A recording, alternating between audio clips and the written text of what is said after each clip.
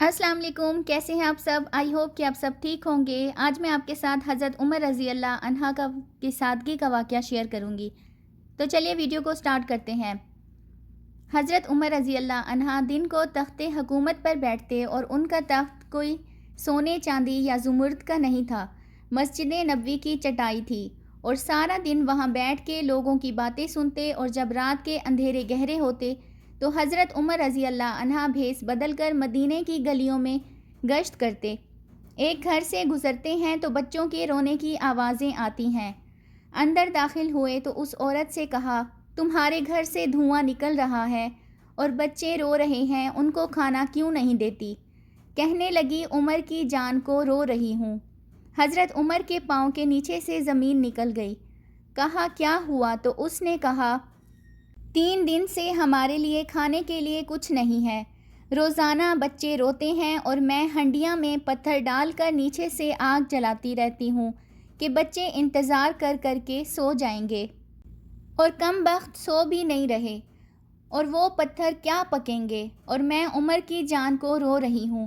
حضرت عمر رضی اللہ عنہ کا کلیجہ دہلنے لگا۔ فوراً واپس پلٹے، بیت المال میں آئے، گھی کا ایک کنستر لیا، آٹے کی بوری لی، مرچ مسالے جات بہت کچھ اٹھایا، اپنے کندھے پہ رکھا، بوری اپنی کمر پر لادی۔ حضرت عمر رضی اللہ عنہ بیت المال سے نکلے تو آپ رضی اللہ عنہ کے خادم اسلم نے دیکھ لیا، آگے بڑھا اور کہا، میں آقا، میں اٹھاتا ہوں۔ حضرت عمر رضی اللہ عنہ کی آنکھوں میں آنسو آ گئے۔ کہا، اسلم، قیامت کے دن میرا بوجھ اٹھا لو گے؟ تو کہا، قیامت کے دن تو اپنا اپنا بوجھ اٹھانا پڑے گا۔ تو حضرت عمر رضی اللہ عنہ نے کہا، عمر کو آج اپنا بوجھ اٹھانے دو۔ حضرت عمر گھی اور آٹے وغیرہ کی بوری سر پر اٹھائے ہیں اور اس خاتون کے گھر جاتے ہیں اور دستک دیتے ہیں۔ وہ عورت جب دیکھتی ہے تو اس کی جان میں جان آ جاتی ہے۔ کہا، جلدی جلدی آٹا گوندھو، اور عمر رضی اللہ عنہ جلدی جلدی سبزی کاٹنے لگ جاتے ہیں۔ حضرت عمر سبزی تیار کر دیتے ہیں اور ادھر آٹا گوندھ جاتا ہے، اور پھر اوپر چولہا رکھا جاتا ہے، آگ جلائی جاتی ہے، وہ عورت کھانا پکانے لگتی ہے، آگ بجھتی ہے۔ تاریخ نے لکھا ہے، آگ بجھنے لگتی ہے تو حضرت عمر رضی اللہ عنہ جھک کر پھونکے مارتے ہیں، کھانا پک جاتا ہے، اور بچوں کے سامنے کھانا رکھ دیا، بچے کھانے لگتے ہیں۔ بچے جو رو رو کر نڈھال ہو چکے تھے، تو حضرت عمر رضی اللہ عنہ اپنے ہاتھوں کو، اپنے گھٹنوں کو اور اپنے پاؤں کو زمین پر لگا کے، جس طرح بکری کا بچہ چلتا ہے گھر کے اندر، کبھی ادھر چلتے ہیں کبھی ادھر چلتے ہیں، تاکہ بچے مجھے دیکھ کر خوش ہوں، اور دل میں کہتے ہیں، عمر جتنا رلایا ہے اب اتنا ہنسانا بھی پڑے گا۔ تو حضرت عمر رضی اللہ عنہ امیر المومنین، یہ وہ عمر ہیں جو 23 لاکھ مربع میل پر حکمرانی کرنے والے ہیں، آدھی دنیا کے بادشاہ ہیں۔ تو حضرت عمر جس طرح بکری کا بچہ چلتا ہے، اس طرح اپنے ہاتھ، اپنے گھٹنے زمین پر رکھ کے اس طرح سے چلتے ہیں، تو بچہ دیکھ کر مسکراتے ہیں۔ جب بچے دیکھ کر مسکراتے ہیں تو حضرت عمر نے اس خاتون سے کہا، بڑھیا عمر کو معاف کر دے۔ تو اس پر خاتون نے کہا، تو اتنی ہمدردی کیوں کرتا ہے؟ کہا، عمر بیچارہ بڑا پھنسا ہوا ہے، عمر کو معاف کر دے۔ تو اس نے کہا، نہ، عمر کی بات میرے سامنے نہ کر، قیامت کا دن ہوگا، عمر کا گریبان ہوگا اور میرا ہاتھ ہوگا۔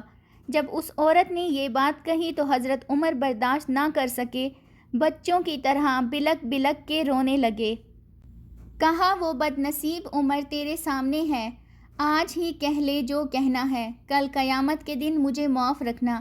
اس خاتون نے کہا، تو عمر ہے؟ حضرت عمر نے کہا، بد نصیب عمر تیرے سامنے کھڑا ہے۔ حضرت عمر رضی اللہ عنہ کہتے ہیں، اگر دجلہ کے کنارے ایک بکری کا بچہ بھی پیاسا مر گیا، اس کا حساب بھی عمر سے لیا جائے گا۔ حضرت عمر رضی اللہ عنہ یروشلم کی طرف نکلے، ایک اونٹ ہے اور ایک غلام ہے، کبھی وہ سوار ہوتا ہے کبھی آپ، باری مقرر کی ہے۔ جب یروشلم کے قریب پہنچے تو حضرت عمر کی باری نکیل پکڑنے کی تھی اور غلام کی باری اوپر سوار ہونے کی آ گئی۔ تو غلام نے کہا، آقا، میری مرضی سے اپنی باری چھوڑتا ہوں، آپ اوپر آ جائیں۔ دشمنوں کی مفتوحہ علاقے میں آ گئے ہیں، تازہ تازہ علاقہ فتح ہوا ہے، اسلام کی شان و شوکت ظاہر ہوگی۔ حضرت عمر نے کہا، اسلام کی شان و شوکت ایسے ظاہر نہیں ہوتی، اپنی باری پہ تم ہی بیٹھو گے، اپنی باری پر میں بیٹھوں گا۔ لوگ منتظر کھڑے ہیں، دور سے جب دیکھا، کہا اس کی ہیبت سے کانپتے تھے ہم، یہ تو کوئی حبشی لگتا ہے، رنگ کالا ہے، ہونٹ موٹے ہیں، اس سے زیادہ حسین تو اس کا غلام ہے جو آگے آگے چل رہا ہے۔ حضرت ابو عبیدہ رضی اللہ عنہ نے کہا، دھوکہ کھا رہے ہو، ہمارا آقا وہ نہیں ہے جو اونٹ کے اوپر سوار ہے، ہمارا آقا وہ ہے جو لگام تھامے آگے آگے چل رہا ہے۔